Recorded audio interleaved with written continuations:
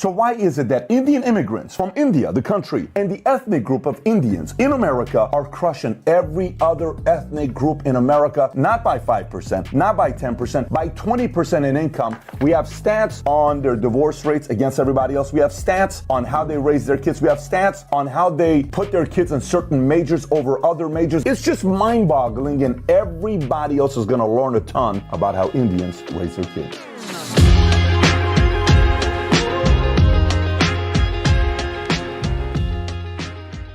All right, so if you get value from this video, give it a thumbs up and subscribe to the channel. Let's get right into it. Income is one of the ways to measure who's more successful than others, okay? This is according to the U.S. Census Bureau, where Indian Americans rank amongst other ethnic groups. If you look at this chart here, this is 2018. Indians all the way at the top at $120,000 income. Taiwanese is number 2. They're ahead of them by nearly 25%, 24%. Chinese third, Japanese fourth, then it's Pakistani, Filipino, Indonesian, Korean, Cambodian, Hmong, and then Vietnamese. And look where white Americans are at $65,000. Indians make $55,000 more per year than white Americans. By the way, white Americans, you're trying to go to 4 days a week work week. Try convincing an immigrant coming from India, Taiwan, China, Japan, Pakistan, Filipino, Indonesian, Korean, Cambodian, Persian, Hmong, Vietnamese, trying to convince them to only work 4 days a week. Not their kids who are born here maybe, and they've been Americanized. Try convincing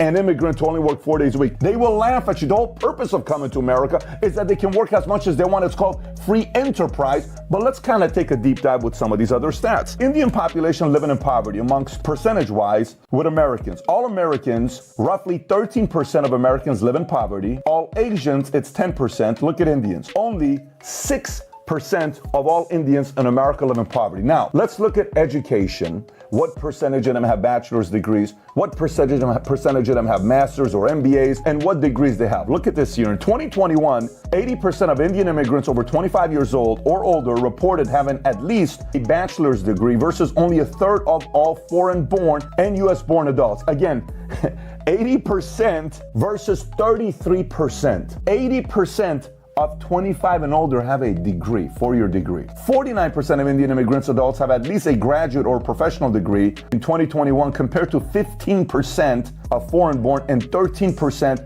of U.S.-born. Nearly 4 times of U.S.-born is what they have. Now, what do they major in? Let's kind of go a little bit deeper into that one. Lots of people waste money on degrees that have no amount of high-paying jobs. Most people agree that you plan on going to college, you need to major in STEM to make it a good investment, but Indian Americans abide by this. It's like a religion. STEM, science, technology, engineering, and math. Look at the chart here on what they major in. At the top, you see the blue, engineering 36%. Then it's math and computer science 35%. Then that 10% at the top, you see it? Business management. So they're intentional about what areas they're going to go major in. Now let's go even a little bit deeper than this on how they measure amongst other ethnic groups. This is according to the U.S. Census Bureau. If you look at the top right, you'll see all immigrants, it's a darker blue. You'll see Indian immigrants, it's a lighter blue. And then you'll see U.S. born, okay? Furthest to the left is management, business, science, art, occupations. Look who's in the middle. 79% of Indian immigrants versus 43% of U.S. born versus 37% of all immigrants. They major in management, business, and science. Look at service occupation. They're the lowest at 5%. U.S. is 15%, and all the other immigrants, 21%. They're like, no, you're not going to major in service when you go into this. Look at sales and office occupation, 10%, 15%, 21%. National resource constitution maintenance occupation, they're 1%. It's almost as if you do go and major in that, you're going to get a lot of papa from your parents there, but it's a 1%, 8% for U.S. born, 12% from all immigrants. Then production, transportation, and material moving, 6, 13, 15. Look, they're not interested in that. You know what they're interested in? Management, business, science is what they're interested in. They want to do STEM. So obviously this leads to them making a lot of money, but let's look at business. Are they startup entrepreneurs? Do they produce billionaires? I don't know. Let's take a look. So here's what it looks like. According to Oxford Academic, Indian immigrants represent 1% of the U.S. population, but 8% of the founders of high-tech companies and 1/3 of technology startups in Silicon Valley. 1% of total U.S. population, 8% of all founders. Here's some of the names of billionaires that produce: Jay Chaudhry, Larry, net worth $8.3 billion, CEO of Zscaler. Vinod Khoshla,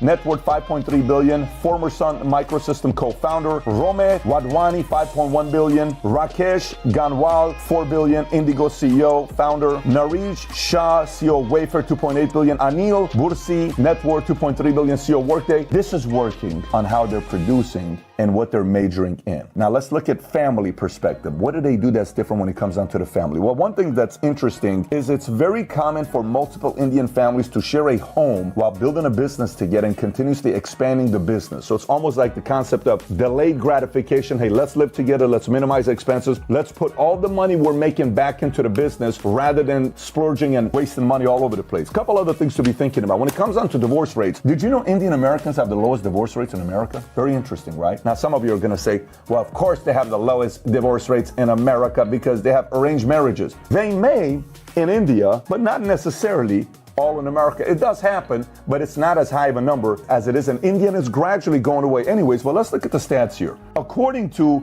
National Center for Family and Marriage Research, blacks, they have the highest divorce rate, 30.8%. Hispanics are 18.5%. Whites are 15.1%. Other is 12.4%. But for Indian families, you ready? There's some studies that say 1.3% and some that show 6%, but they're lower than anybody else when it comes down to this.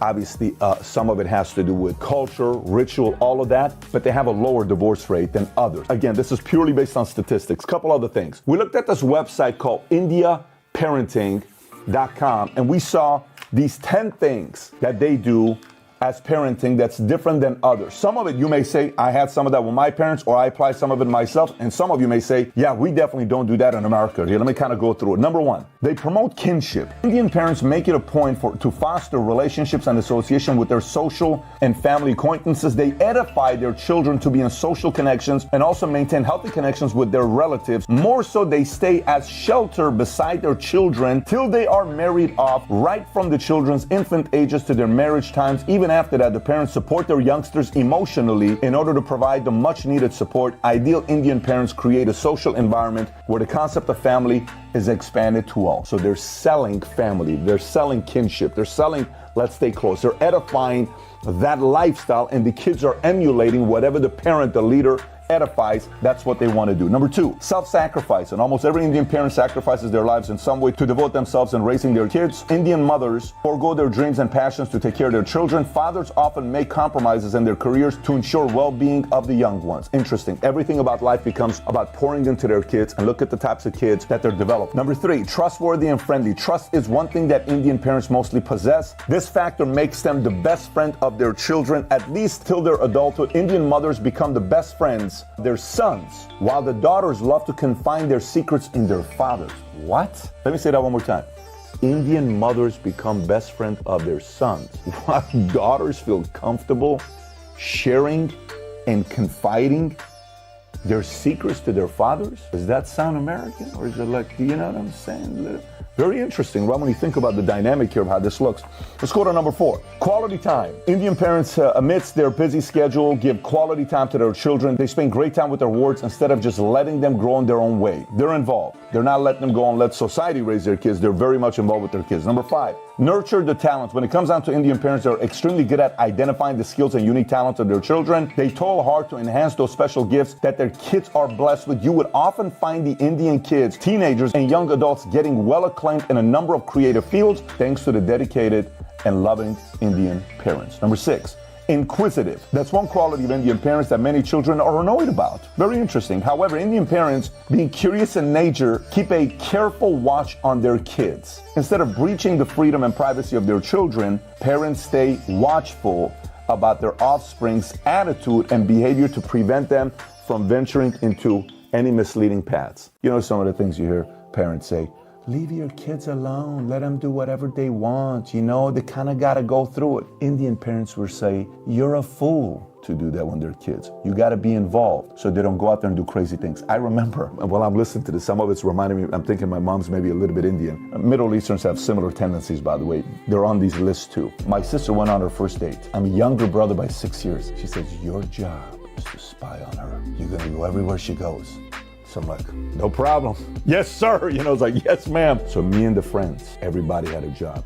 I'm watching from the top. He's here. Did they kiss? And then boom, they drove. Follow him. I'm a 14, 15-year-old kid. We're trying to follow exactly where this guy's going, watching everything to come back and report. Look at that concept. This kid had to do this with his sister. Some tells me Indian parents maybe do a little bit of that as well. Sisters are watching the same. You were the annoying brother, were you? I was very protective. Power to all the protective brothers out there. We need more of them out there. I'm hoping Tico and Dylan will be the same as well. I'm sure they will be. Okay, culture. Indian parents instill the fundamental culture and religious values into their children right at their childhood. India is a country that has deep-rooted cultural values. Its traditions and legacies are well maintained. Indian parents make it a point to impart the same value to their children. Don't go away from your values and principles. Keep selling it to them. Number 8, religious tolerance. India is a land of diversity with multitude of ethnic races having dissimilar values and ethos. Indian parents infuse the ethics in their children that let them respect people hailing from different religions, castes, creeds, and races. Respect. So it's like, hey, you got to respect everybody that's out there. Makes sense. Number 9, ready? This one's going to be a little bit confusing for some of you. Judgmental.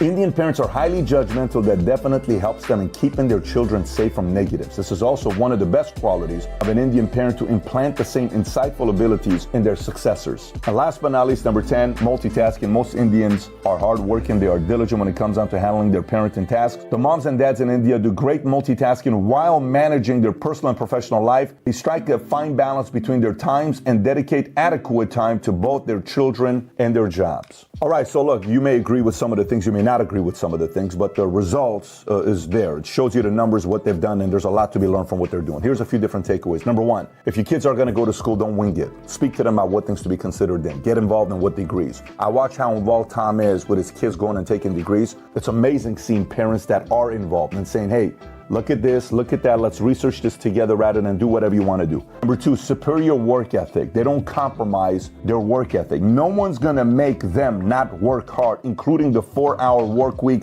Business Insider, Bloomberg, HuffPo type of people that are journalists who came out of Columbia, want to convince everybody to do a 4-day work week. Good luck doing that to the Indian community, and you shouldn't let that happen to you either. Number 3, they're intentional about what they're doing. They're not winging it. They're saying, hey, here's what we're doing and this is why. This is what we're doing with our kids and here's why. There is intention behind it. Next, vision and discipline. Extremely disciplined in how they're raising their kids based on some of the things that we're reading here. Next, delayed gratification is there, and they're constantly teaching their kids that there's many ways to do that. You know, I can ask my kids sometimes, I'll say, hey, let me ask you a question. Would you rather have me buy you an ice cream right now, but you get no video games for 4 weeks? Or would you rather not have ice cream for a month, but you get 4 video games a month from now? They're sitting there, oh my God, I would much rather not have to do this. I'll wait versus I have this. These are ways to develop the muscle of delayed gratification by you putting them in positions where they have to make the decision themselves. Strong values, and they keep selling the values and principles to their kids, and they don't compromise it. They're not embarrassed by it. They don't let the world or American society